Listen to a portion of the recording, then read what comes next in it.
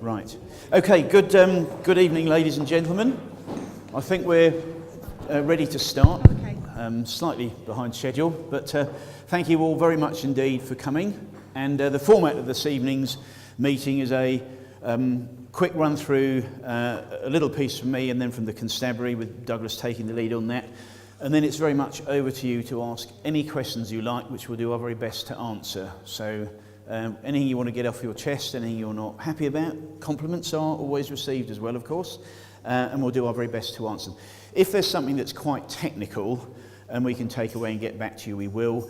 And the only other thing I would just ask, if it's a personal issue, we don't want to get involved too much into the actual detail of a case unless it's genuinely in the public interest. That doesn't mean we don't want to hear about it, of course, but sometimes it might be more appropriate to do it at the end of the meeting in person. But we'll leave that at judgment, entirely up to you. So we're certainly not trying to prohibit anyone from saying anything. So it's a challenging time at the moment, as you know, with the budget, etc. But I put this up because I think this is really important, that one of the ways forward is that we have to work with each other. The days of where the constabulary can do everything on its own, local government does everything on its own, frankly, they are over, ladies and gentlemen, and we have to engage far, far better with the voluntary sector. They are an absolutely vital ingredient of everything we're trying to do to make Suffolk a better place. So very quickly, the role of the PCC, the old police authority, was abolished and replaced with commissioners of 43 across England and Wales, very much representing the public interest. We need to remember policing throughout the whole of the UK does have a budget of over £14 billion, and it's a new way of making it more accountable, more transparent, and how we can work together. Making sure that our policing needs are delivered here in Suffolk. I hope you would all agree that the needs we have here in Suffolk are not the same as in Greater London or Greater Manchester or the middle of Wales, for that matter. We have variations, of course, within Suffolk, but it's very, very important that on your behalf, representing you as the public, we actually customise what we're doing. Setting the direction, priorities, policing for what we do in Suffolk. And the actual budget, the big change is that police and crime commissioners are directly accountable for the actual budget itself. The budget we have in Suffolk at the moment is £124 million. Nearly all of that is delegated to the Chief Constable under Douglas's leadership. It's then a question of how we can work together to make things better, become more efficient and effective with the challenge we've got. Holding Douglas to account, the Chief Constable, that of course is done in a constructive and sensible way. It's not a war of attrition or anything like that, but when things need to be raised, we can do that. We have the Accountability and Performance Panel, where we have specific issues that are held every other month. In turn, I am held to account by the Police and Crime Panel, and I can see Peter over there. I think you're the only representative here tonight, but that's an important committee, and we had our last meeting on Friday. All of these are held in public, so if you wish to come along, that's very, very important. I've mentioned about working with partners, no doubt that will come along later, but it's really, really important we get that message across. The way forward is to join things up and working with each other. And the Police and Crime Plan is, if you like, the aide-memoire for the next 3 years or so for the constabulary. We drew this up in consultation with the constabulary. It's a customised plan for us here in Suffolk and covers a range of issues. For example, how do we deal with some of the serious issues such as domestic violence, domestic abuse, serious sexual offences. I regret to tell you, everybody, that it does happen in Suffolk. Just because it's a pleasant looking place, we have some pretty serious issues that have got to be confronted, and it's not for anybody in a leadership position to sweep them under the carpet. That is not acceptable. Big section on making sure that the business community is looked after and so on, because if we don't get the economy going, I think we've all got a problem. And of course, coming up, we will have heard a lot in the last few days about dealing with mental health. No longer should this be treated as a sort of pariah service by successive governments, but we have to and must do a lot more to have more understanding as to how we deal with that issue in society. It is fair to say that on occasions, 30% of police time is used on dealing with social and welfare issues, and that's why all agencies have to step up to the mark. We can't keep loading that onto the police budget. I think that is unreasonable.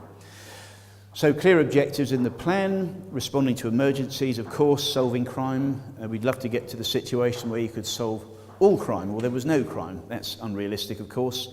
But it is important that we keep an eye on that, and I'm very pleased to report it's going in the right direction, and you'll hear a little bit about that later on. We all have a responsibility in a civilised society to try and prevent crime, but antisocial behaviour, be it down to inconsiderate parking, littering, louting about, graffiti, noise, all of these things are really important because we want to make sure that Suffolk is a better place to live in.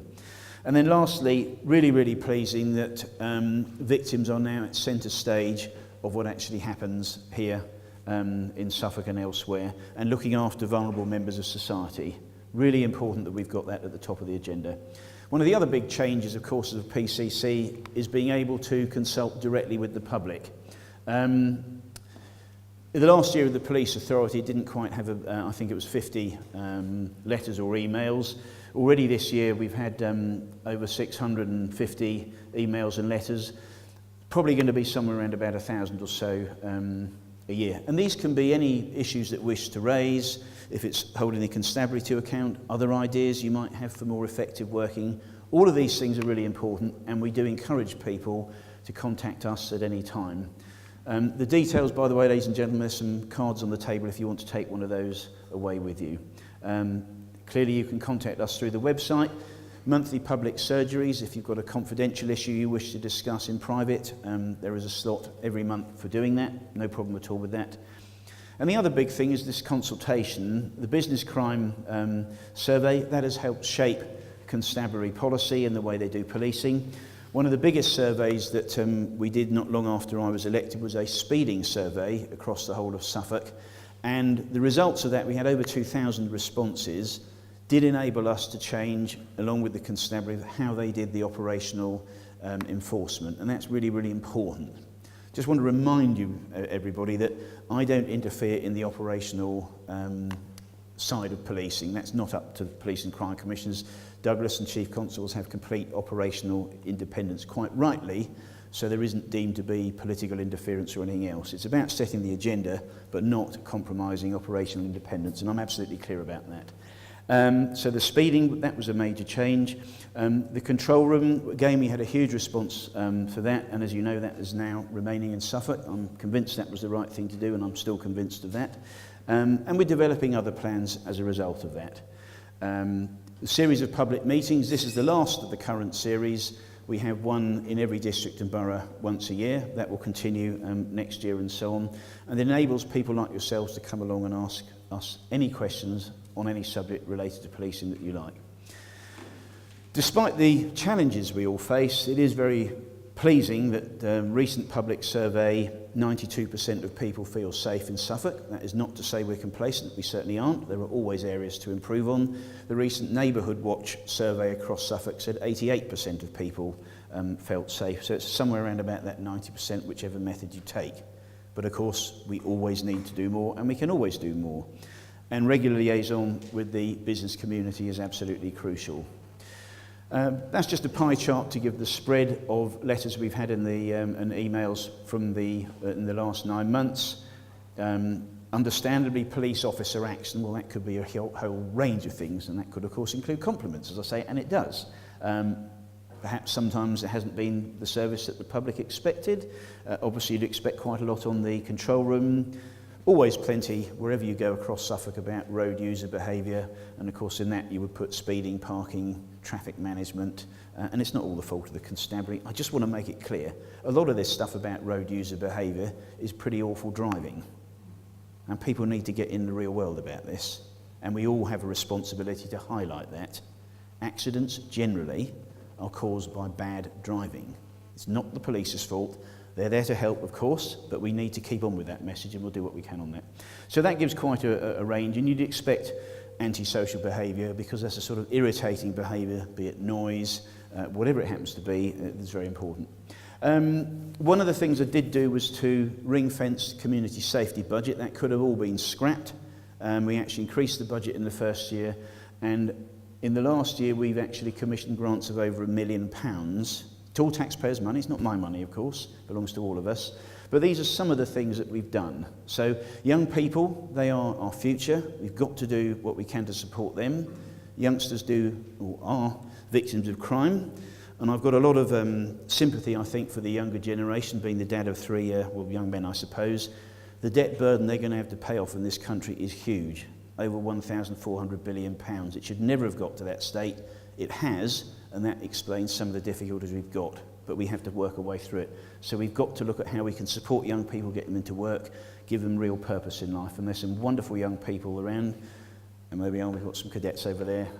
It's another thing we've done, rolled out the scheme across the whole of the county, so anyone can join, and they look very smart. We're really pleased to see you here tonight, so thanks for coming. Prince's Trust, getting people who had a very difficult background. We can't sit there as a civilised, tolerant society and ignoring the plight of people who are less fortunate. But getting people who perhaps have suffered abuse when they've been younger, criminal records, no proper parental guidance, no education, giving them a chance in life. And I've employed people like that in the past. If you give them a chance, you can make people come good. Not going to be 100% successful, I know that. But we've got a relatively expensive scheme. We're very happy to work with the Borough Council on that, where we're putting money in and training people in things like engineering, getting them into qualifications, apprenticeships with Network Rail. And the beauty of these schemes are, and they're doing the same with retail, when they're qualified, there is a guarantee of a job at the end of it. Apprenticeships are really important, but if you can guarantee them that job at the end of it, I think it's really, really worthwhile. It gives them hope for the future, and we have got to do a lot more on that, which is why I want to do a lot more on procurement, where we support our economy, be it food and drink, vehicles or anything else like that. We have got to do more to support ourselves. RILA, that funny abbreviation, we sponsored, I think it was 5 youngsters from Ipswich with a difficult background, went on the Rotary Youth Leadership Awards scheme. It's a residential course for a week over at Grafham Water, and it gives them the confidence, the self-assuredness, the ability to stand on their own 2 feet. And I was humbled, actually, I think I would say, to see the results that we've had with some of these people. Really, really important we do what we can to support. That's all run by the Rotary Club of Great Britain, really important organisation. Neighbourhood Watch, well, actually hugely influential, really important to what we do. Schemes like Community Speed Watch, again, there is funding available to support that. Local initiatives here to try and help Ipswich's economy, the nighttime economy, which is important. Getting bars and pubs and clubs accredited. We put money in towards that, along with the Borough Council and Ipswich Central. And another example, we put some funding in for taxi marshalling, and I think it's fair to say that that has actually helped reduce antisocial behaviour. And I think there's another reason for doing that, ladies and gentlemen. Youngsters who go out to pubs and clubs and perhaps a little bit worse for wear. Again, I haven't got any daughters, but I would be very concerned about that. Looking after their safety where they might be a little bit vulnerable. It means with the taxi marshalling scheme, the yobbos can't barge in the queue. It's done in an orderly way. And that's what we need to do. It also means the taxi drivers are better protected and get their fares. And that's another important thing we need to remember. It's about being just and reasonable. Drug testing on arrest, interventions there so that trying to prevent people having a criminal record. Give them a second chance. Get yourself cleaned up. We will help you. We can't be there giving a 4th, 5th, 6th chance. You know, give people a reasonable chance, and the triaging system and so on is all part of this mechanism. The Safer Suffolk Fund, we've put £300,000 of yours and my money to be managed by the Suffolk Foundation, where they can look at matching grants with other sources of money available. We did this in consultation with all the community safety partnerships, who were very pleased to do this. We've only just started on that, and I think it will be better for Suffolk overall.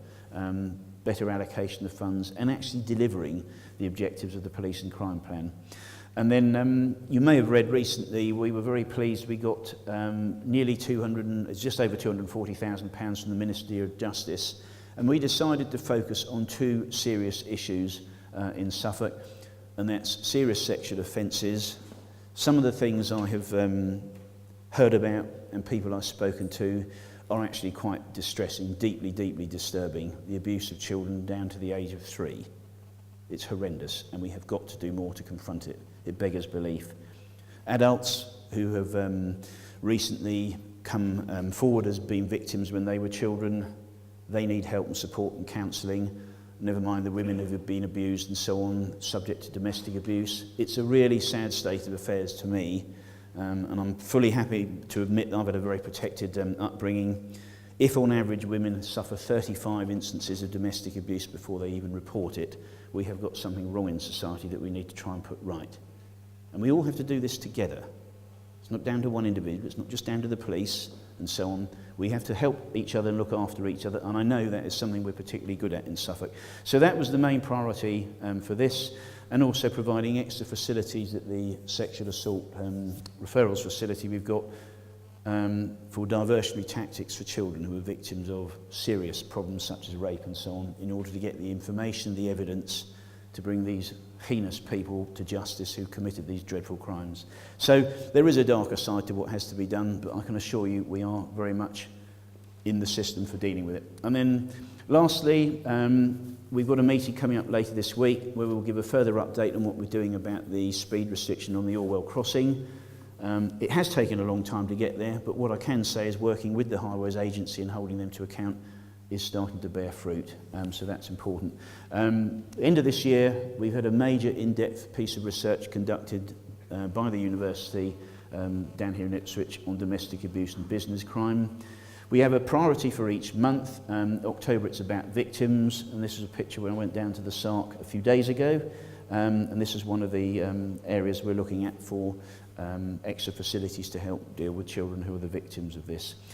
Looking ahead, well, you've heard about the budget. We're reviewing everything that the constabulary spends to look at all the efficiencies we can find wherever they are. Collaboration, we do it with Norfolk. That still goes on. We're doing it on a wider regional basis for things like serious and organised crime, people trafficking, human slavery, which does exist in Suffolk. Again, that's another issue we need to be aware of. And there's a common sense approach here, ladies and gentlemen. Things that transgress borders, obviously we don't do that just here in Suffolk. But what I can say is that the Safer Neighbourhood Team concept is absolutely fundamental to everything we do in Suffolk. That is not about to be dismantled or thrown away. It may change its modus operandi, but what I think we would like to be doing is making sure that in Safer Neighbourhood Team areas, we're actually working to make the whole neighbourhood safer by getting other agencies involved and so on. That was the plan several years ago. I don't know why it was shelved, but that's how we need to move forwards, because together we can deal with issues that are happening there. So that's really, really important. Very interested that on a recent visit to the Eastern Region Serious and Specialist Operations Unit, I always get that in the muddle actually with all these acronyms, they were quite clear that one of the bedrocks of what they're doing is that local police engagement, community policing, where you can pick up intelligence about strange people moving into areas or whatever it happens to be. And I've heard that, we heard it from the Minister, we heard it from the National Counter-Terrorism Agency at the meeting last week. Keep that local dimension and knowledge of what you're doing, because that's how we can get through some of these challenges we face. Victims commissioning started for us for the whole of Suffolk on October the 1st. And then lastly, you'll have read all about meeting the savings challenge. And I am sure that together we will be able to rise to the challenge on that. I think it's really important. It is not all doom and gloom. And on that positive note, I will hand over to Douglas. Thank you, Tim. And just as I start to speak, I should reassure you all that I am truly a Suffolk officer through and through. I joined in 1989 down in Sudbury, and then in 2002 went off to the Midlands before coming back, and very privileged to become the Chief Constable in March of last year. They tell me that 10 years in the Midlands has slightly dented my Suffolk accent. But I'm convinced it will come back under Tim's coaching. Just one slide from me. Yeah, it will turn it on. Just one. That's better. I could shout though. Just one slide from me, which is really about the current issues. Just before I touch on the specifics, looking to the relationship between the Chief Constable, the Constabulary and the Police and Crime Commissioner, I think Tim and I had a very pleasing compliment today from the Lord Lieutenant, who's just about to retire but was speaking in public, and saying that for two very complementary roles, actually the Chief and the Commissioner were seen to be working very closely together, not to the point where I can't be challenged and held to account, but we've both got the interests of Suffolk communities at heart. And I think because of that, the service has become a little different. I think we're much more focused on what communities want to talk about. I think two constituent parts of the sections of victims have a much greater voice now. One is those who suffer from rural crime, and one is those who suffer from business crime. And I can be challenged by very knowledgeable people in the audience. But I think those things, amongst others, are areas where we've made a significant difference. Crime is coming down. We might want to talk about crime recording, but in essence, however you measure it, through the British Crime Survey or through our recorded crime, it is coming down. We've undoubtedly done well. Last year, burglary, robbery, vehicle crime was all down. That trend has continued this year. In fact, we're one of only 10 or 11 force areas in the country where crime continues to fall in its traditional guise.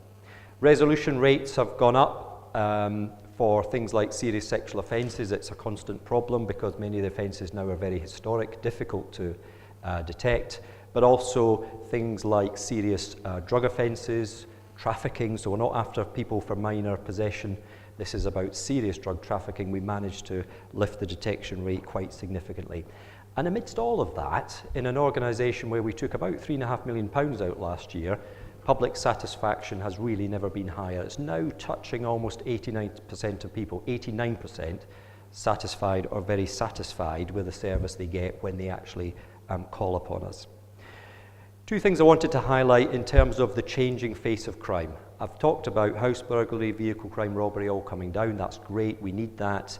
But there are some things on the increase. Typically, our profile in this audience, you're not vulnerable walking down the street, you're not necessarily vulnerable late at night, you're not vulnerable in the workplace. You are typically vulnerable when you're on the internet. Identity theft, internet scams, fraud, that's where you're going to get hit these days. We are quite a high level of victimisation within Suffolk because of our profile.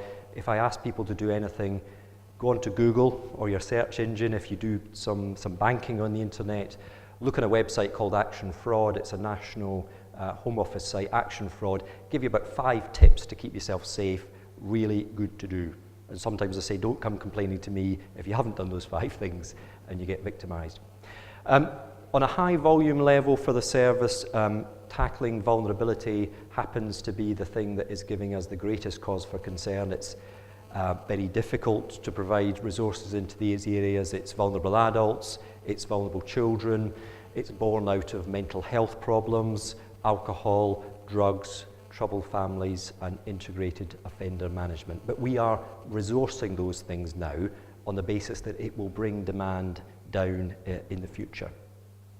Alongside that, my commitment to Tim in taking up this role was that I'd work with an organisation that could find time to deal with what matters to our communities. So not just the headline figures, the statistics, but we would have a conversation, we would understand what local communities were talking about, and then we'd do something about it. At a corporate level, I think we have done. The first one's driving standards.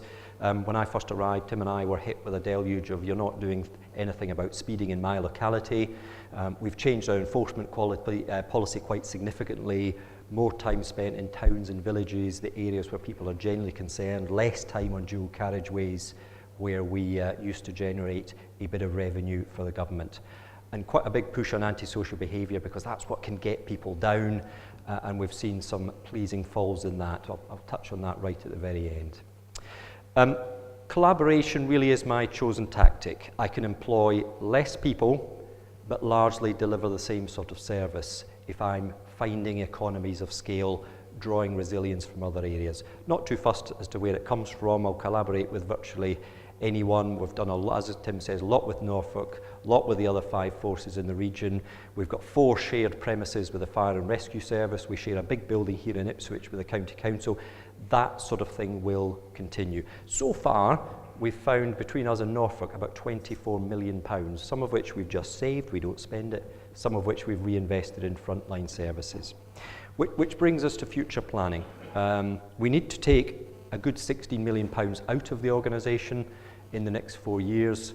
We aim to do that by collaborating. Now, much of that we've done with other outside organisations. This time we're going to turn to the county and we're going to significantly redesign our services, pretty much around threat and risk. We might talk about changes to the deployment policy, and I want through Tim's office want to have a debate with the public about what they value from the police service, but we can't keep going the way we were going. We will just run out of staff. We need to find the ways of dealing with the principal threats and risk.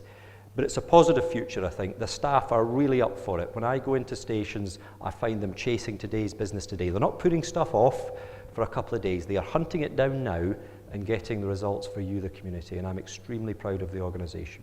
Okay, you want to hear about all the local issues in Ipswich and the surrounding borough, so I shall hand over to Superintendent Pepper before we turn to Inspector Cook.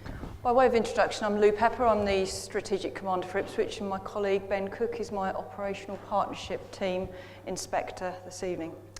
I'm going to talk to you a little bit about what's going on in Ipswich. I'm quite happy to take questions later, but just to give you an overview, crime's down by 730 crimes this year. Again, a good reduction, but again, crime for me is a lot about victims.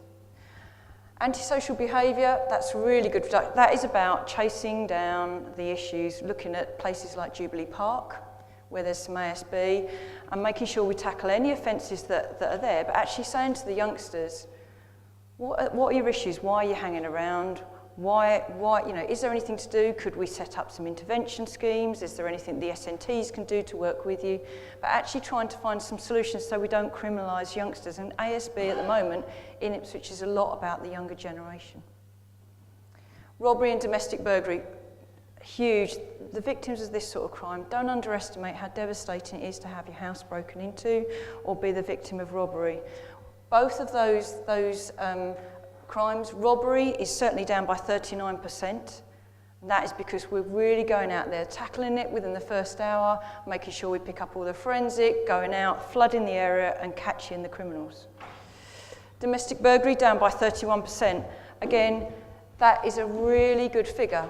I know some of you may say to me there is a spike in this particular location at the moment. And again, we're making sure that we're putting the appropriate resources in, looking at all forensic opportunities, making sure we're dealing with Neighbourhood Watch so they're aware of the particular MOs, but appealing to the communities and saying, if there's anything you're not sure about, anything you don't like, a car, a person, a knock on the door, ring us. Make sure you tell us, because your tiny little piece of information could be the last piece in that puzzle, and making sure that we catch those offenders. Response. We have an obligation to respond particularly to any 999 call within a specific time. At the moment, we are meeting that target, but I always could do better, so making sure that we're actually saying to people, we want to get there in increased response time. And again, against the crime figures of 3 years ago, overall crime in Ipswich down 23%. That's a pretty good figure and is better than the rest of the force. I'm not complacent, I want it better, and I want crime down even further. What are we up to then? So if crime's down, what exactly are my staff doing for you? Just a couple of little things SNTs are working on. Thorpe Woodlands. We identified in the south-east a number of young people who were just on that verge of getting into trouble, being involved in a little bit of antisocial behaviour, hanging around, actually just on the verge of starting to come to our notice. Set up an initiative where if they behaved for a certain set period of time, we took them on a leadership and sort of challenging course through these particular woodlands where they had to do problem solving, working together as a team, making sure that they really got some benefits out of it. And out of the individuals that we took away, only one out of all of them has come to our notice at all for anything, and that's really low-level ASB.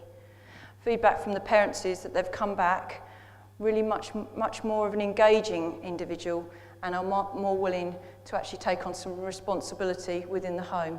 Again, we're not complacent, we're still monitoring it because, again, we spend some money on this and we want to make sure that actually this works.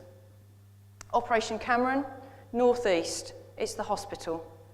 You may have known of individuals who go in and have things stolen.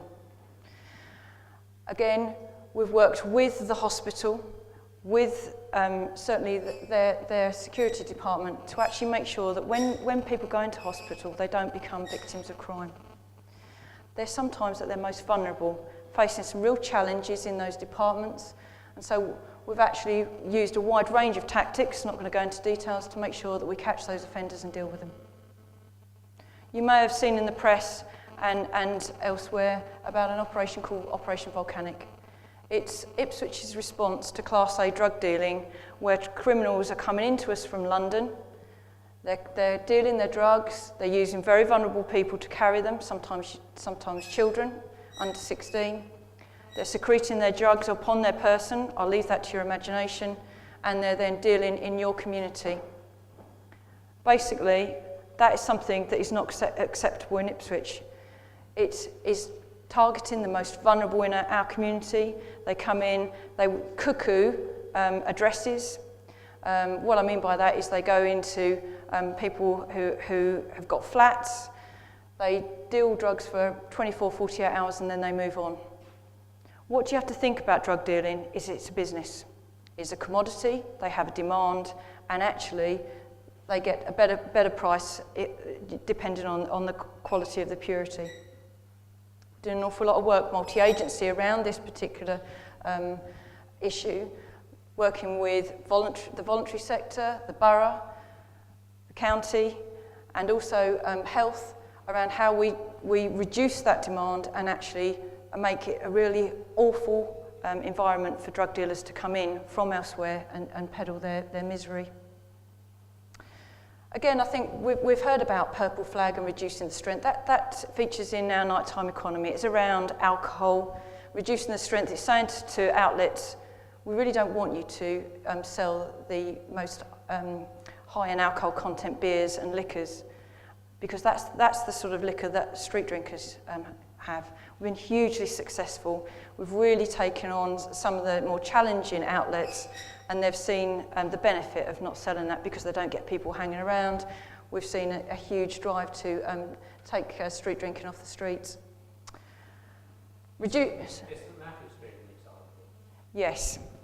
Yeah, it's St Matthew Street, certainly the top of Civic Drive, around the back of Black Horse Lane, that area where we're really working with some of the voluntary agencies to reduce that. Not saying we've solved it yet, because we've still got some real hardened individuals, but we're we're really making sure that we're tackling those individuals. Operation Burstock, aggressive begging within the town centre, particularly around some of our festive season, around Christmas and on other sort of high footfall times through the town centre. And Operation Fresh, it's dealing with our street drinking issues in the town. What I would say about the street drinking, we haven't solved it yet. As you've mentioned, we've still got probably up to about 10 real sort of hardened, challenging individuals that we're certainly working with. Okay. Right, some of the issues that really sort of feature high in Mr. Passmore's postbag, and certainly in mine. Everyone's gone back to school, and we've got the issues outside the schools with parking. We're working quite closely with the schools to encourage individuals to park responsibly and to make sure that we have a happy balance. We understand that children need to get to school safely, and some of that means that parents have to drive. Fully understand that, but when they get there, they don't need to hold people up who are trying to get past, or indeed stop illegally whilst they drop their child off. Again, we've got patrols out at 8 when the sort of school run starts, and certainly when school finishes. Not saying we're going to solve it completely, but anyone who's got an issue with schools, if they let their local SNT know, we'll certainly put the banners out and we'll tackle it. You may be aware that we've got a lot of the military coming back from Afghanistan, and obviously when they come back they like to enjoy the delights of our nighttime economy, and some of them might sort of overindulge. We're jointly patrolling with the RMPs to make sure that if there are any issues, they're tackled appropriately, and the individuals get safely back to their barracks, and if there are any crimes, that we deal with it. I've talked about drug raids. We are undertaking drug raids every day and looking at those issues that affect your community, shutting houses where there's crack cocaine being sold, but also working with both the IBC, Ipswich Borough Council, and also private landlords to actually say, right, if they breach the tenancy agreement, we'll deal with that. But actually, if it's a vulnerable victim, a vulnerable tenant, then they need some help.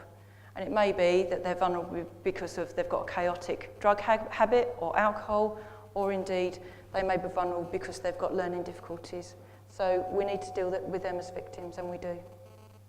Safer Scene is an initiative. This has been launched on South West, and it's around working with the post office, certainly local shops. If someone, their milk stacks up, it's going back to how it used to be, caring about your neighbour. If there's an issue where someone's not been seen for a while, actually do they need some help? Are they collapsed behind clocked doors, or do we need to refer them to other agencies? Youth Forum. Again, that's Suffolk New Academy. We're looking at how we really engage our youth. Do we really listen to them?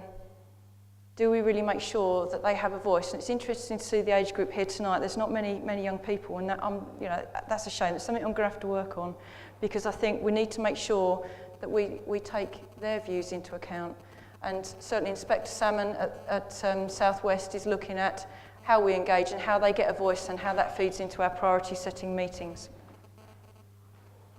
Specials are a huge part of our day-to-day work. They are volunteers. They work in conjunction with our regular officers and staff, but also our cadets and our S&Ts. And they've been doing some real sterling work in the town centre around our nighttime economy, and that is around our vulnerability. I don't know if any of you do go out in the evenings, but some individuals become so inebriated they don't even know where they are. And it's about making sure they get home and making sure that we don't criminalise someone just because they've overindulged necessarily. So that's a real snapshot, and I'm more than willing to answer any of your questions. There are some challenges facing Ipswich around the drugs issue and the vulnerability issue, but whilst we're tackling that, we're also looking at speeding, we're also looking at parking around Suffolk 1, we're looking at antisocial behaviour on some of the estates, and I'm making sure that on a daily basis, those issues that come in from the community are dealt with. And on occasions that means that we focus on them, but on other occasions we get back to the individual and say, do you know what, we can't do that today, but we'll get to it tomorrow. Okay? Hello, Tim. I'd like to thank you for stopping the Chief Constable from merging the control rooms. I think that was a real, may I say, shooting your foot as far as I'm concerned. We all know, we all live in East Anglia, there are so many villages that sound similar. And if you haven't got local knowledge, you could be sending a patrol car or whatever, so many miles away. And I find that, it's one of the things I think you should congratulate yourself for doing. Obviously, some of the things that have happened since, we hear of police numbers maybe having to go down. And one of the questions I'd like to ask the Chief Constable is this. If we have got a strength in this force, are we saying that the strength of the force is overloaded at the moment? Because I don't think it is. Because if you're going to make cuts, they need to be, some sort of validation for it. That's my own belief, because, I talk from experience. Many moons ago, I've literally broken into thousands of houses. And I don't mean that criminally, but in a past life, I used to work for the electricity board, cutting people off for not paying their bills.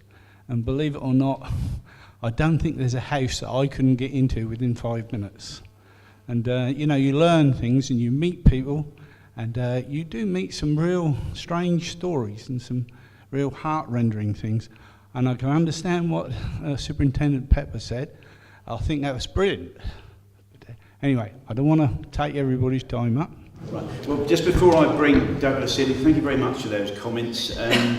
I was convinced from all the comments that people made, that was definitely the right thing to do for Suffolk. Yes, Douglas had a different view, but we made the decision back in April, and now we're moving on. Other plans are being developed as to how we deal with things moving forwards. And I just want to reiterate, ladies and gentlemen, I am totally convinced, and Douglas is saying exactly the same thing, the way forward is for us to pool our resources. It really, really is. Be it from mental health, social issues, rehabilitation of offenders, whatever it is, it's all about reducing demand and pressure on the public purse and services. My own view is we've got a huge level of debt, as I said, we cannot keep piling that on, so we all have to play our part. One of the things that I would like to reassure everybody about is we are looking at everything in the constabulary. No stone is being left unturned. And I can share with you that this counter-terrorism national network, they've got a budget of £450 million. They have gone through a zero-based budgeting exercise, and at the moment they are saving 13 to 14% of their expenditure, perhaps more. And these are the sorts of things we're going to be doing, working with partners. And I know the constabulary here, we've got an excellent constabulary. Sure, there's room for improvement, but I'm jolly well convinced they will rise to the challenge. But we've all got a responsibility as a community in Suffolk, and that's something that we're particularly good at. And the last little plea I would make, please don't think that policing, it is related to police numbers, of course it is, but there is not a direct correlation just in pure numbers of what we do. There are many, many other things that we do. We've got to get off this, I'd almost say, sort of mental process where it is all just down to that. Now, Douglas has got plenty of things, ideas and so on, and been very encouraged with the way other organisations are actually coming to the table. The government is incentivising us to make transformational change. We've got a big grant for Woodbridge Fire and Police Station, £1.2 million for automatic number plate recognition. There's another grant application gone in for over £4 million. There are things that can and must be done by changing the way we work. We've had excellent conversations with Ipswich Hospital. Even the clinical commissioning groups are starting to warm themselves up, and believe you me, that does need a bit of doing. Better dialogue with mental health. There is a willingness to do it, but there is a challenge. I fully accept that. So, Douglas, I don't know if you want to say something about that more specifically. I think it's worth remembering that here in this county we've got, if not the lowest cost per head force in the country, it's close to the lowest. And therefore we start off with a law enforcement agency which is pretty lean. No force, in my view, has gone further in terms of collaboration, whether it be an operational collaboration with Norfolk or Cambridgeshire or Essex, or indeed whether it's working with the fire and rescue service, where, as I say, we've got 4 shared premises across the country. We've taken our management numbers down by around about a half, so we're playing lots of cards at once. But in reality, 2 things need to happen from here. Tim and I have announced that we will take 83 police officer posts out of the organisation over the next couple of years, about 38 police staff and 3 PCSOs. For that to work and to get the same benefits for the community out of today's model, we need the people who remain to be working more effectively. So we need more collaboration, better technology, less bureaucracy. We're doing all of that. But frankly, we need to work with the county council, district councils, the health service to have less demand coming into the public sector. We won't square it unless we have less requirement for acute services, which is pulling us towards integrated teams, sharing information, better assessments. A single service does a job rather than we all do it differently over the course of a week. So as Chief Constable, I feel confident if we can do those things, but a lot has got to come together to make a successful picture within 4 years' time. My job as a professional is to put up what I think are viable, the safest options to be considered at a public level. And that's what we did on that occasion. I felt I could deliver it safely. It was ready for public debate. Once we had the public debate about the control room, we moved on to other things.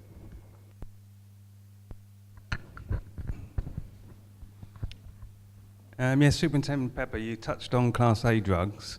It seems that cannabis is quite prevalent in the town at the moment. You go through parks, there's young people smoking, you go into pubs and clubs and things like that. As a Class B drug, is that not a priority, or?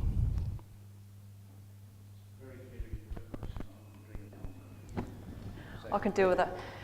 All drugs are an issue because it's often with chaotic drug users, they start with cannabis and it's a spiral, downward spiral.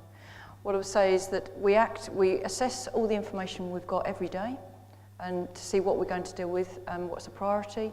So be it Class B, Class A, doesn't matter. It's what is causing the most threat and risk and harm in our community. So, for example, if it's Class B and you've got a dealer and it's causing issues in the community and there's harm or risk to individuals, then we'll deal with it.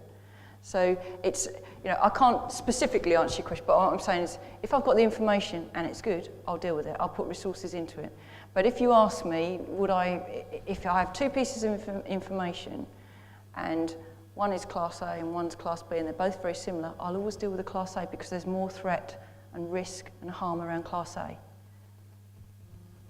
But, can I just... but obviously with Class B, and especially youngsters smoking it, we know that there's evidence that it leads into mental health issues, and so it's going to be a growing problem later on. So, like I say, I will deal with it and I'll target it and we'll allocate resources to it. But again, if there's competing demands, then I'll deal with the Class A. But you know, Class B, cannabis, there is a lot of it. And again, we do deal with a lot of it. So what I'd say to everyone is, if you know of any issues around Class B in your community, let us know. It is a central part of our police and crime plan, and they have got a huge amount of time to deal with it. I think one of the other things we've got to do, we all have a responsibility in community. We need to engage better with younger people, the educational side. That's something we're looking at the moment to try and reinstate, I think is probably the right thing to say, what we can do about better liaison with schools and others to point out the challenges. And I quite agree with you, by the way, for what you've commented about the other effects. Douglas just wanted to make a quick comment. I think it's right to recognise when something is blatant, it's a threat to the rule of law, usually involves licensed premises that are being badly run, and we have got to get involved. At a policy level, in terms of the split of resources, if it's about personal use, much more emphasis upon prevention and education. If it's about the supply, it's a lot more about enforcement, targeted operations to get people into custody and dismantle the structures that bring drugs into Ipswich and other towns. The target that's in Tim's police and crime plan is actually about drug trafficking. It's not about drug possession, so we put most of our enforcement activity into drug trafficking, because that's the thing that really we've got to dismantle through expensive resources. Lady here, thank you. Hello. There's an awful lot of talk about drugs and drug trafficking in here, and you mentioned earlier the audience that's here isn't really the sort of audience, with respect to all of us, that are likely to be learning too much about what you do. But you also said that there aren't many young people here, so my question is, sorry, just a little bit to get here, how did you advertise this evening's meeting? Were there any leaflets dropped off at sixth form schools or one college or anything like that? Third on the technology. We leafleted all the schools. Too close. I'm going to turn it on. We leafleted all the schools, primary, junior and high schools, to make sure that all the parents knew. We've engaged with the SNTs so that when they've got youth engagement, the Young Black Men's Association, the South West Forum that Inspector Salmon's got, so we've tried as much as possible to get youth engaged. So we've got to look at alternatives. The bottom line for me is that I'm not going to say, oh, I'm not going to do that because no one's turned up. I've got to take every step with my command team to actually make sure that we engage fully a wide range of individuals. And that's hopefully next year, when I'm sitting here, and hopefully you'll be here again, then we can make sure that we've got a real spread of ages here who can actually ask me some questions around what concerns them. It seems to me that you've got your work cut out to do that, because the representation of young people here is, apart from the young lasses and lads over there, absolutely nil. So your publication of going to your schools obviously hasn't worked. Can I say, I think we'll be having that particular conversation on the day that I retire, because I think we're posing the wrong question. You know, will people turn out to a hall on a wet evening? No, they won't. Are they in the thousands following Suffolk Police on Twitter and Facebook? Yes, they are. Massive, massive followings. We put out a message, a minute later they've got it, they're sending it round their friends. We've got a list of engagement that we've got on Facebook and Twitter where people are coming back to talk to us. That's what the youngsters want to do. They don't want to sit in this hall with us.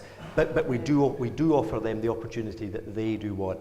Can I also commend the work done through cadets? About 25% of the cadets are people who would otherwise experience some difficulty in life, and it can be really quite life-changing for them. So for those youngsters who want to come and have a direct contact with the service, that is a glowing example, and we put heart and soul into that. But I'll show you the Facebook numbers. It's staggering. Thank you very much. Of course, you put me right in my place, haven't you? The answers do tend to live in more of the life. They do. Viral world, rather than coming out in a way. You could put it that way. Yes. Yeah.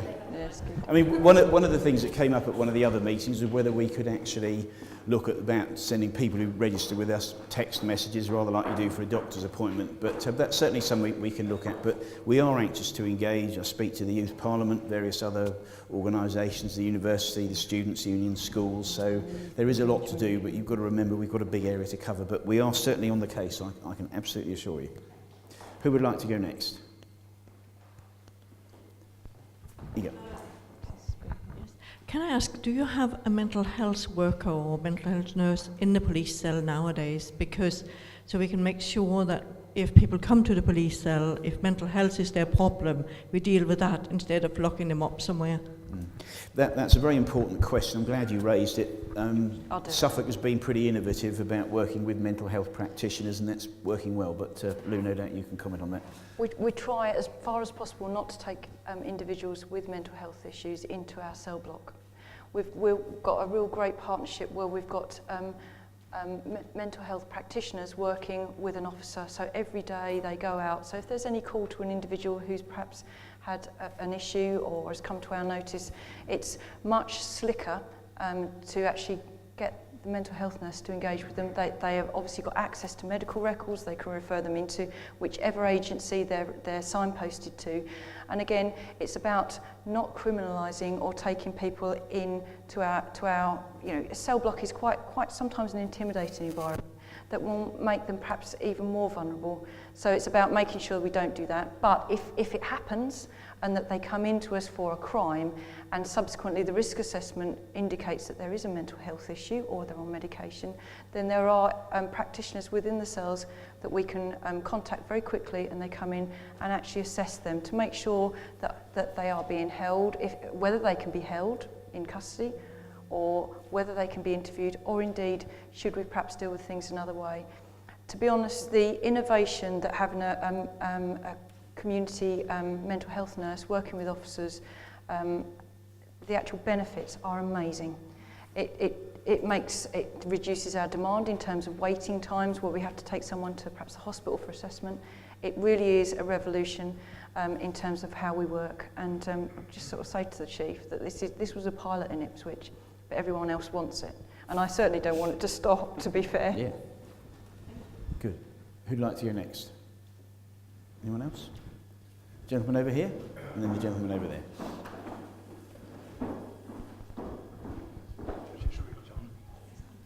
My question refers to sentencing. I sometimes watch on television the traffic programmes, particularly from my home area of Humberside, and you find somebody has careered through the area at great length, putting at risk life and property for quite some long time, and you say, marvellous, the police have caught them, they've taken them to court, and when I see the sentence, I say, what have you got to do to get a major sentence? It seems trivial, and I don't know whether the police themselves are satisfied with the effect when they've done the job and have caught a criminal as to what happens thereafter. Obviously, the team can answer that. I think from where I sit looking at the public interest, if you have specific cases that are felt to be, should we say, excessively lenient, whilst I can't criticise the judiciary for a particular case and the sentence, because you don't know the facts, nevertheless you can raise it. There's a legitimate matter of public interest, and that's the thing where dialogue with government and the Ministry of Justice and so on can sometimes lead to sentencing guidelines being looked at again. I think part of the problem is that they're rather slow to react to public opinion and so on, and there are indeed cases where it does appear to be excessively lenient. The other comment I want to make is that it is extremely frustrating for some of the constabulary. They spend a lot of time trying to get people well, apprehended, but when they are caught, I am not convinced that the prosecution service is always as supportive as it should be of the work that the constabulary does. And I think that is a very serious point that needs to be addressed, because we need to keep public trust and confidence in the whole of the criminal justice system. I will be very interested to see the results of our survey on domestic abuse, which is looking at the whole of the criminal justice system, and I'm pretty sure that will show that it's a bit of an indictment of the current sentencing, lack of recognition of the plight of victims in that area. I don't know the results yet because the work has only just been done, but if we're going to deal with certain problems, we do need to make sure there is sufficient leeway in the sentencing to make sure that it is appropriate. And I entirely agree with you, and if we have cases, then it is part of my role to actually take that forward. And as I say, anyone can contact me at any time. If you've got issues, then I can take it forward. But Douglas, have you got a comment on that from the constabulary perspective? It is a very good question, and the short answer is to say no. We're not always satisfied with the sentence at court. When that happens, we have got an ability in law to have that challenge through the Crown Prosecution Service. And there are occasions where we have things retried or the sentence reviewed because, in our view, it's clearly not in the public interest relative to the threat that we dealt with. But can also thank you for the recognition. We've got around about 2,000 staff. If you include our volunteers, our special constabulary, it's up to about 2,500 people in this county. They all come in to make you safe, and they're really passionate about it. And if they feel a bit of the system's letting you down, they're not slow in speaking up. But there are relatively few occasions, and the partnership with CPS is sufficiently good that we use the law to go back and have it reviewed. We have a regular dialogue with them as well, so that's important. We can vent our spleen, if you like, with them on occasions, and that's very helpful. So that's another change that came in that wouldn't have been done before. But thanks for raising it. The gentleman at the back there. Thank you. Good evening, everybody. I was driving home tonight and heard, obviously, this meeting was taking place. And I feel as though this is the only way I'm going to get to speak to yourselves. Hence, getting in touch with the police. I can't talk to you people normally. Or can't get through to you, sorry. Why? You can take my card, you can get hold of me anytime. Anybody can. I've emailed you. What it is, there's a free paper, it goes around Felixstowe. We've had 3 arson attacks in Felixstowe. And a couple of days ago, we read in the local free paper that someone has been arrested, someone was responsible, they've admitted they're responsible for these arson attacks. And this person had learning difficulties and he cannot be charged. This brings me on to myself. My nephew, I don't know if this is the same people. My nephew fell out with a couple of young lads in Felixstowe, probably, tearaways, whatever. They took it on themselves to turn up at his house, the car 20 feet, not even 20 feet away from a bedroom window. They stole a stereo out of the vehicle. Police were called, don't worry about it, just put something up your window. My nephew lived on the other corner of the road, probably 12 feet away. An hour later, these boys returned and burnt my nephew's car out 8 feet, 10 feet away from a bedroom window. The police turned up, various people gave statements, they recognised the people who had done this. Later on, they got arrested that evening, I believe, or the next day. They all made statements saying that they was at the scene, they stole the stereo. Basically, a PC, I'm not mentioning his name, has told a lot of people on the phone that basically they have all grassed each other up and we can't catch the one who actually burnt the car or stole the stereo. So this person has been arrested. They've been bailed 3 times, and it's now no further action. That you call that NFA. It's no further action. I then intervened because my nephew was carried on being bullied, intimidated, went to the Orwell Bridge to kill himself, He was brought home by the police officer and he was the victim because he was still being intimidated. Nothing was done about this. You obviously know you're shaking your head. No, I was nodding. It's disgusting. It's absolutely disgusting. My nephew won't go back to Felixstowe through this. So me, like basically an idiot, phoned this boy up, leave my nephew alone, stop intimidating my boyfriend. This boy then said to me on the phone, watch, we're not scared of you, Liam's big uncle. Like a prat, I went round there to see if he was showing off with his friends, and I was then arrested because he told the police that I'd threatened to burn his house down. So now I'm in the middle of a load of nonsense, and I am now going to court for this, and I have tried to approach probably each and every one of you, and no one has taken me serious. Now, I'm at this meeting tonight, just finished work, as you can see the state of me. I have now got a big petition going on in Felixstowe. I don't know if the Trimley arsons was connected to this same person because he has got special needs, learning difficulties, sorry. It's in the local magazine. Is this the same person? How long is it going to be before this person kills someone? Now tonight, like you said, there's not a lot of young people here. I could have filled a coach because a lot of people wanted to turn up at this meeting tonight. I've got a petition going on. We're in touch with the local MP. This can all be verified. And the case is not going to go away. We want the case reopened. And if someone doesn't start listening, we've been advised to go, not the Anglia press, the main press about this, because this is absolutely disgusting. And the officer who's involved in this has turned around to all of my family and neighbours and said these are children, not the Cray twins. So what sort of policing is this? And I'm not having a go at no one, it's disgusting. And to be honest, I am now in a lot of trouble. I have 4 children at home. I have an 80-year-old woman in the front of my house. I've got a camper, and 2 days ago, this boy's driving past my house, sticking his fingers up laughing, and the next day, I've woke up and my van is covered in eggs. I went to the police station to report this, and the woman said, it's circumstantial evidence, and I think you should leave it there. Then a guy phones me yesterday, called Steve, and says, don't worry about it, don't get yourself in any more trouble. I need this looked into, else it's going on as we speak. Okay. It can all be verified. It's absolutely disgusting, and you know it's disgusting. Right. Could I just say one thing? And there was lives at risk. This was 8 feet away from a bedroom window. Yeah. No, I fully understand exactly what you're saying. I'm really sorry if you've actually emailed me personally and I haven't got it. I'm horrified to hear that. So if you wouldn't mind, just take my details, send a copy of those emails. It's no good taking your details. You don't reply. I've been told. I went to the police station.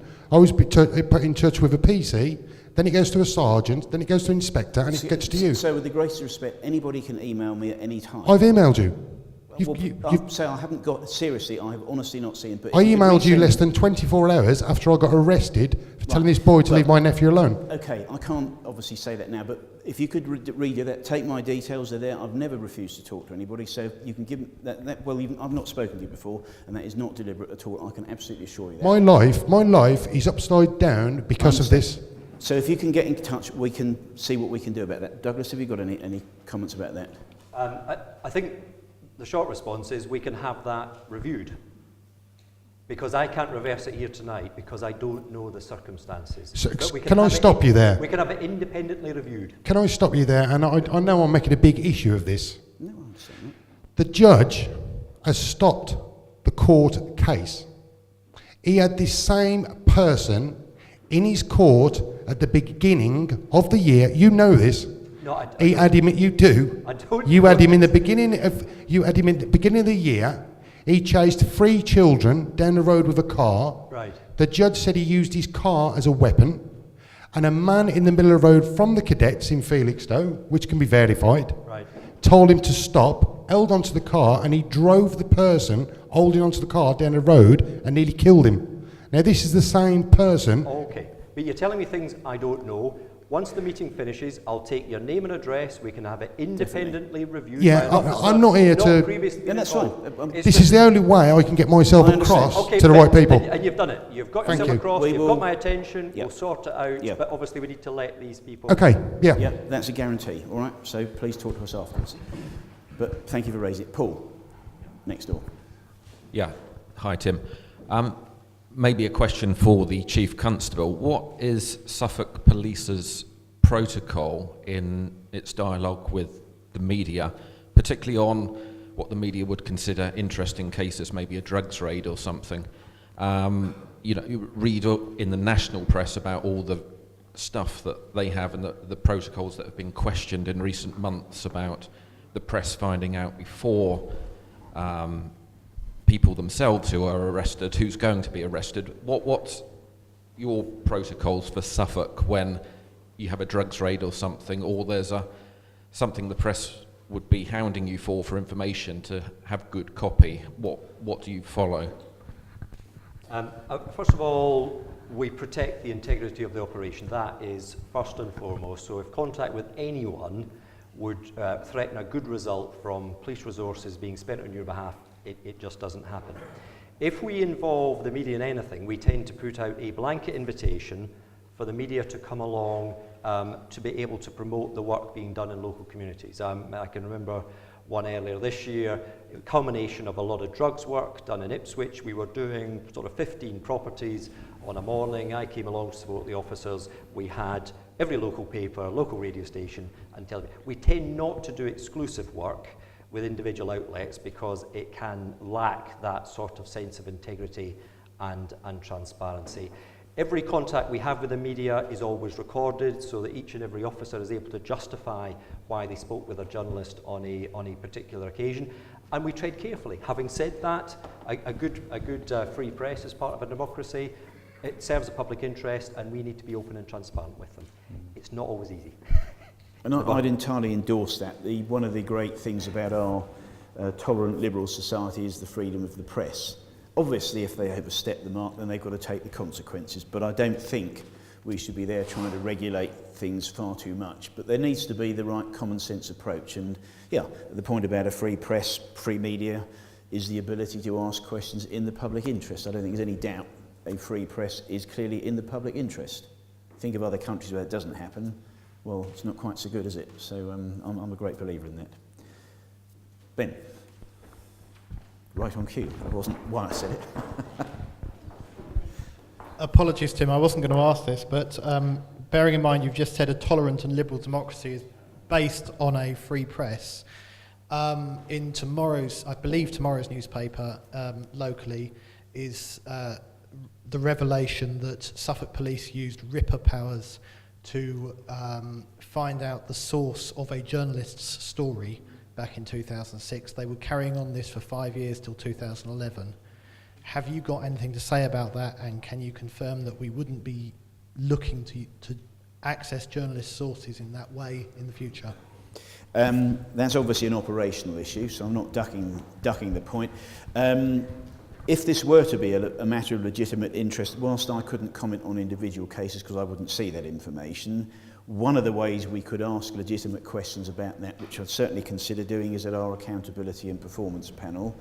What is the extent of it? But there are strict regulations. I think the case you're talking about was well before Douglas and I were even around. But I do take the point seriously. We need to keep trust and confidence in the system.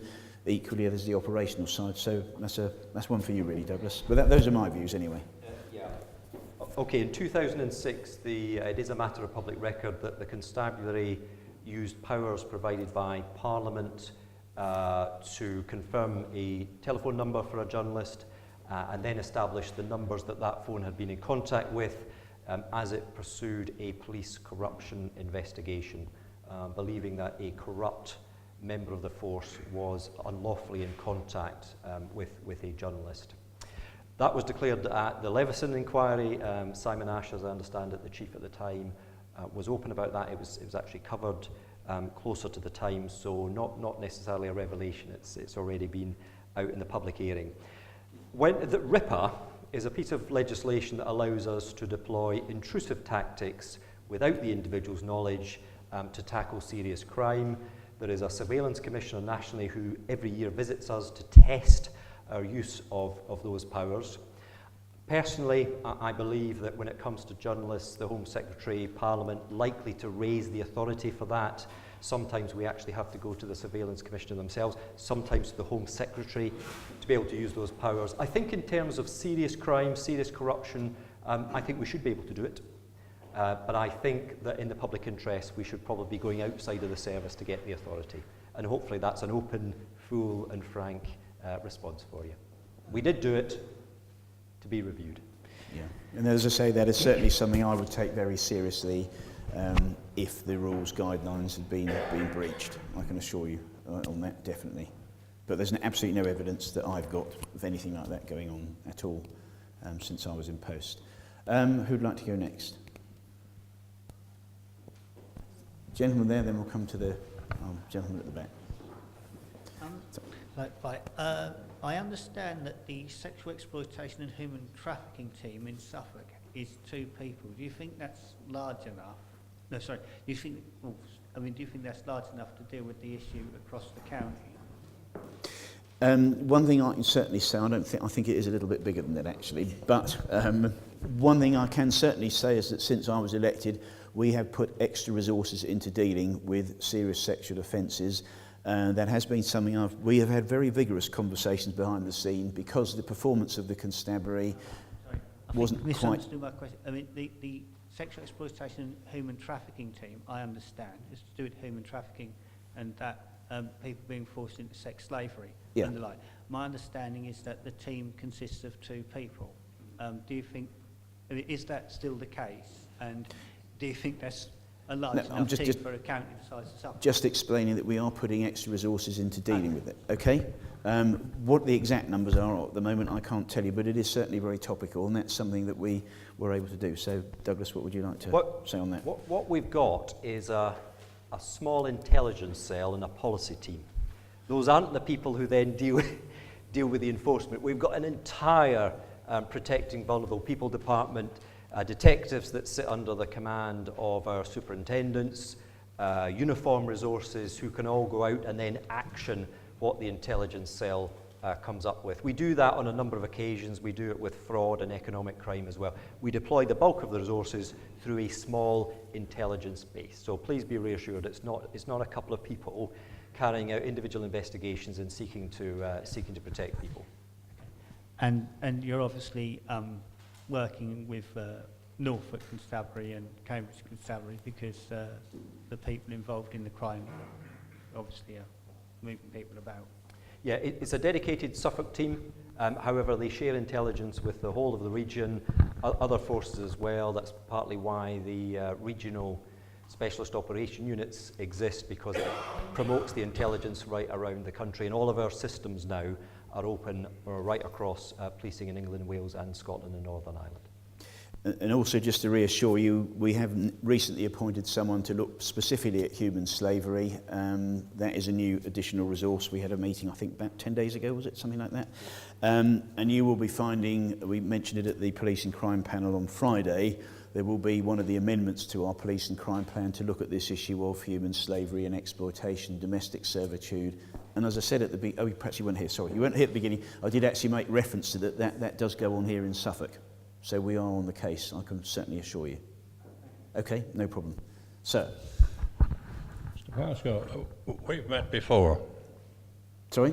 We've met before down at Hadley. We have, I do remember. Right. We had a long conversation. And going on from that, yep. The papers say that you're going to reduce the force by, is it 800 in the next 2 years? No. Right, on my case, you might remember, why wasn't I entitled to a local officer to visit me before I was actually prosecuted?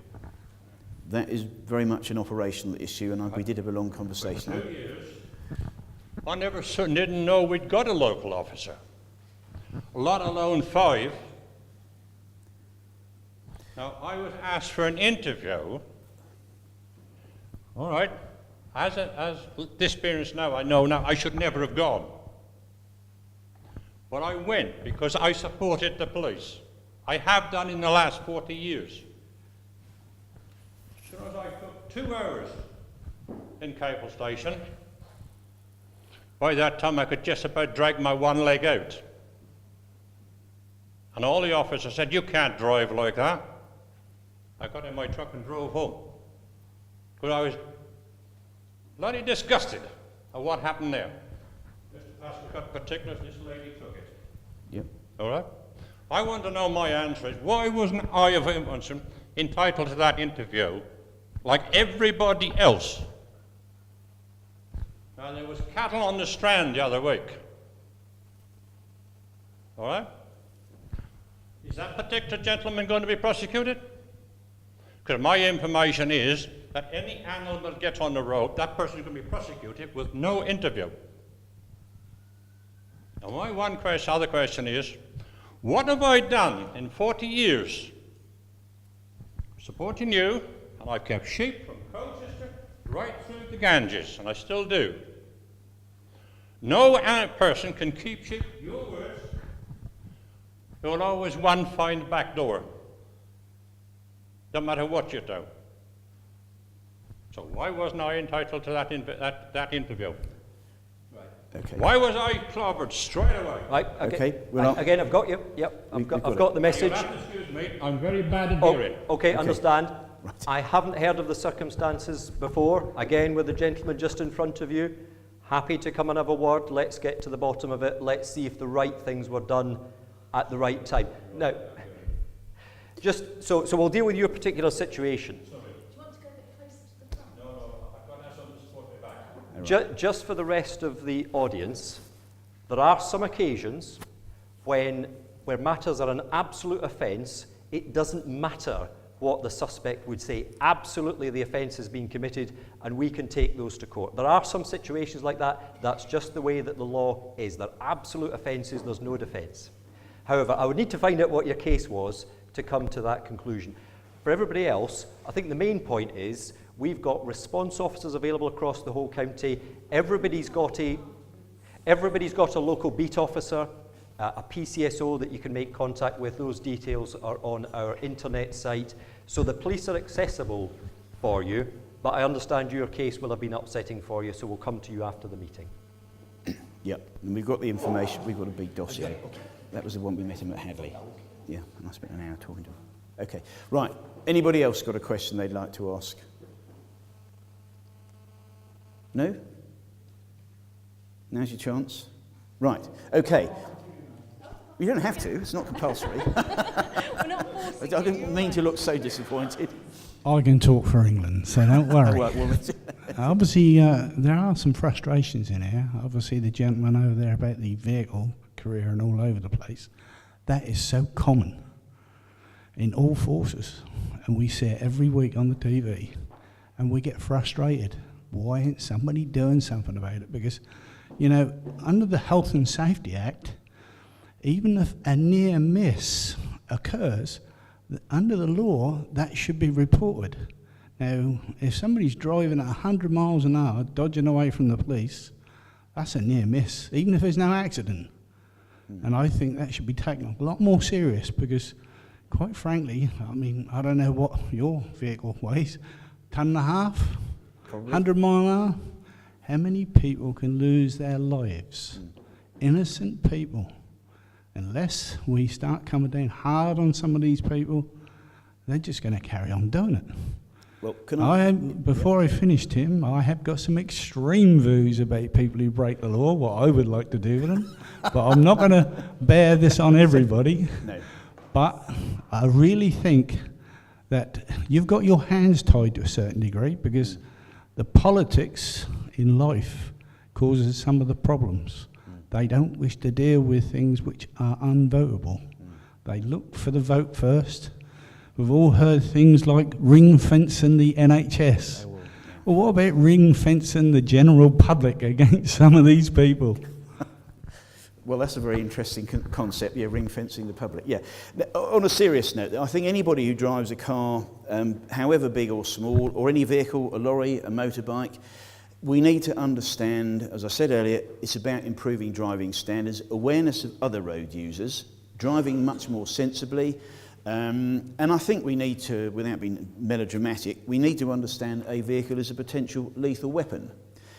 What I will say is, because of the speeding survey that we started, there is a change in deployment of enforcement. It isn't physically possible to be everywhere. We have a regular dialogue with the county council, and I hope they are going to rise to the challenge. It's a bit of a catchphrase, isn't it, tonight?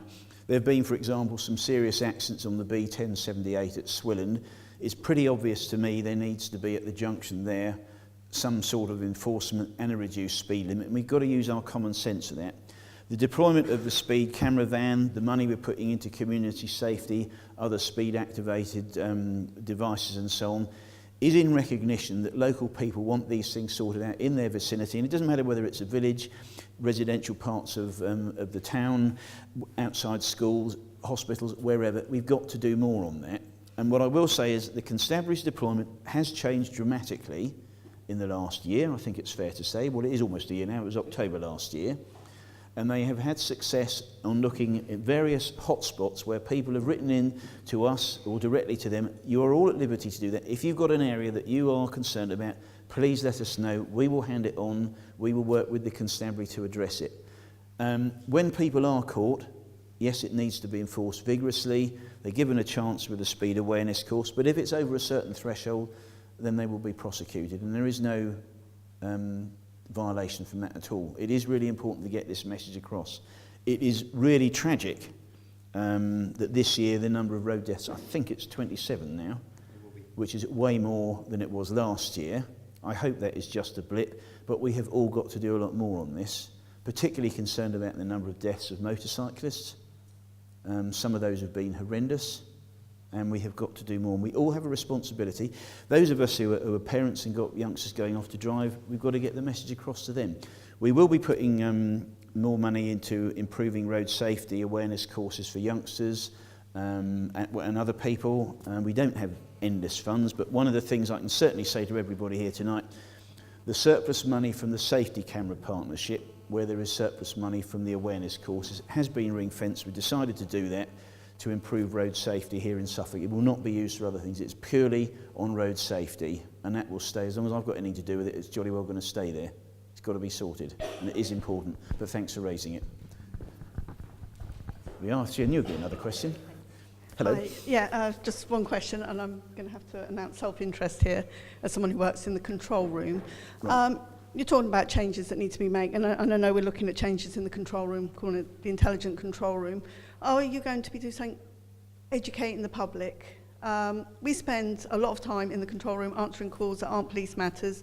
Sometimes the easier solution and the quicker solution is actually to send an officer, which is perhaps not the best use. I've had calls when I've been a call taker. People tell me something's on fire. People tell me that they're not very well. And things that don't relate to us.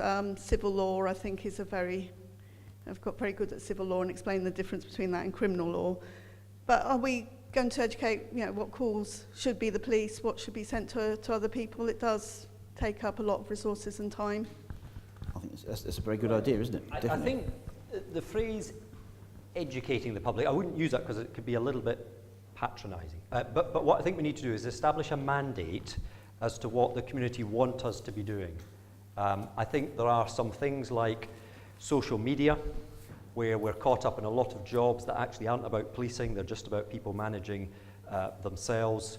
Tim's alluded to about 20% of our business is mental health, where really we need to get ways of getting people into treatment, not into our cell blocks. And there are times when it's an environmental health issue, or it's a parking issue, perhaps in an area where those powers are devolved to another local authority. I would rather start having a debate, and I think this is the power of the Office of the Police and Crime Commissioner, because Tim is the voice of the public, and vice versa. Through his office, through the media, I think we need to establish with you what you want your police to be doing, because what I'll say to you is I can't keep doing what I was doing in the past, because with 83 less people, it's just not possible. But I will point out to you where the threat is, where the risk is, and professionally what I think we should be doing. I would rather do that with your support than be fighting you over every single telephone call where you disagree with our judgments. And Tim, I think you're up for that Absolutely. conversation. I mean, one of the things I did say when we kept the control room in Suffolk, we need to move on from the status quo. And I use this as an example where it does work. The Isle of Man has one control room where all blue light services are joined together, and also there's other parts of the public service which are important but not necessarily emergency. So, for example, if there's traffic information, accidents, if there are vulnerable people who've gone missing, be they having dementia or whatever, you can get multi-agency crossover and intelligence. And I'll give a very good example. The Eastern Region Special Operations Unit, to deal with organised crime in the same place, they have Border Control, Crown Prosecution Service, HMRC there. So there are examples where that works. If you look here in Suffolk at Landmark House, where you've got trading standards working alongside the constabulary, we need to do a lot more of that because it saves money, but the main thing is it makes the service more effective. So my view, and I'm not an operational policeman as you know, looking forward, there are huge opportunities to join things together, and that control room is actually, for emergencies and other work, is actually pretty critical. And surely, you know, we could do that. We've just got to change the way we think about it. And I think that would be a great resource for Suffolk, and it really would help make Suffolk even better than it is at the moment. And I think the role you do there is absolutely crucial. I'm talking as a civilian. You know, no, I totally agree. And the mental health... I'm sure you do, yeah. Surprise. And the mental health car has been one of those things that have just been excellent. So it's helped us so much, and I hope that will be spread out over the county, because at the moment it tends to be based in Ipswich.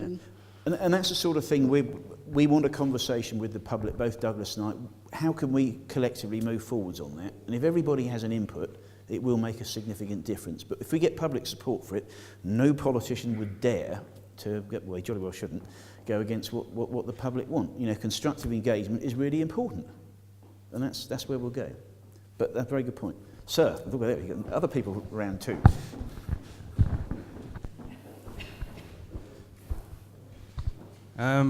Prior to the September derby, public houses were ordered to close after the game.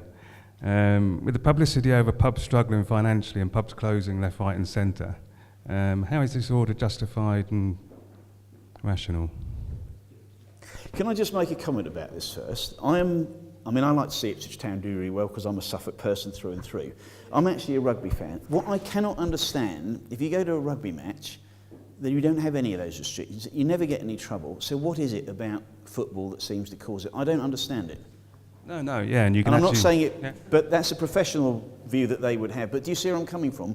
What is it about the football culture where that happens? I don't know. It doesn't seem to happen with rugby. It's odd.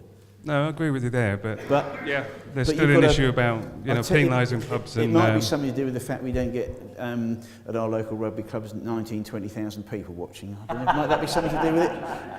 It might be just something. Yeah, but I've been to Twickenham several times, and I know. But you go to Ipswich Rugby Club, and I've refereed there many times. You might get a couple of hundred people if you're lucky. And I didn't give you a yellow card. I'm sure I didn't. I'm not going to comment on the intricacies of football, but we work really closely with the licensees. We've got a group that sits every month and talks about real key licensing issues. And you've alluded to the fact that actually some pubs are really up against it in terms of making money or not. And basically, we have the conversation with the licensees and the brewers, and they choose to shut for an hour because actually, if there is disorder in their pub, then the cost will be more than the money they will make. So that is a choice by them and an agreement that we have. And again, it allows us to disperse the crowd quickly to get everyone home safely, onto the trains, onto the coaches and away out of Ipswich, so that actually the existing community can enjoy the delights of their pubs, their clubs, their restaurants, etc., without fear or of any issues happening. So it is a voluntary agreement with the pubs. So there you go. Is that pub chains, or is that the Licensed Victuallers Society, or...? Well, as part of the Ipswich Alcohol Strategy meetings, we have... Put it too close to the thing. It is an agreement with the representatives there from the licensees who have an agreement that they'll shut. There was one pub that decided not to, and obviously it was, it wasn't a very pleasant environment within there. But again, it was policed appropriately and dealt with. Okay. Anyone else before we bring it to a close? Sandy? Well, yeah, I know, I wasn't going to say anything. But you are now. You're going to join in. Just on that last point, surely more of the problem is likely to be caused by people buying alcohol in off licences and then drinking it in the street. We've seen this over and over again, that actually people drinking in pubs are not usually a problem. The problem is usually caused by people buying cheap drink in supermarkets and off licences and then drinking it in the street. Wouldn't it be more sensible to close down the alcohol sales? I mean, we used to do this on Sundays, didn't we? If you went into a supermarket which sold alcohol on a Sunday, outside of licensing hours, the alcohol area would all be barricaded off and you wouldn't be able to buy it. Why can't we do that? I would have thought that would be a more effective way of preventing trouble on match days rather than trying to close pubs down. I don't know, it may well be. Maybe that's something we would take forward to the Joint Licensing Committee to look at that across Suffolk. I don't know, but that's an interesting idea. Yeah, I wouldn't be opposed to that. Yeah, if that seemed to help. Yeah, good. Right, well, thank you very much indeed. I think you've got Is there another one question? more question. Or not? No? Yeah, so. Yes, I'm delighted at what you've done with doing of mental health. You know, I've had problems in the car with security officers, for example, Sainsbury's and that, where they've been prejudiced. And I have been involved with the police on 1 or 2 times. And also outside the county and nationwide is what to do with minority groups, for example, naturists. Are they, because some people are prejudiced against naturists, they ring the police, they get the wrong consent and they get into trouble, naturists get into trouble. And it sounds a bit strange, you can have people like Clacton, Brian, having naked cycle rides to protest against the car, which I can understand the point, whereas an individual who's naturist gets prosecuted, and you've got the ridiculous situation of a naked ramble in Hampshire sent to 2.5 years prison because he's trying to make a point, and yet some horrendous crimes get less than that. I don't know what your opinion is on naturism. Well, as I said, in a tolerant liberal society, people have a right to express themselves as long as it conforms with the law of the land. I'm not a naturist, but what I would say is there are places where people can, should we say, behave as naturists would do, and that's absolutely fine. Where I think there is a problem is, of course, if people decide to go and how should we put it, exercise their rights of being naturists, but in the wrong place. Now, I don't know the details of that case, but I think the general principle there is a time and a place for these things, and if it does cause issues with other people, well, then I'm afraid we have to respect the law of the land as it is. So, yeah, it's not a very satisfactory answer, but I actually don't know the details of the case. Yeah. But thank you for raising it. Thank you. Right, that's it. Okay, ladies and gentlemen, no, there's another one? Where, sorry? No, there isn't. Right, okay, good. Well, not good, I shouldn't say that. Right, well, thank you very much indeed, everybody, for coming tonight. There's been a lot of very interesting questions, and thanks to the team. And I'd like to thank John, our cameraman here. He does this as a volunteer. So thank you very much. Thank you. Thank you very much. Thank you.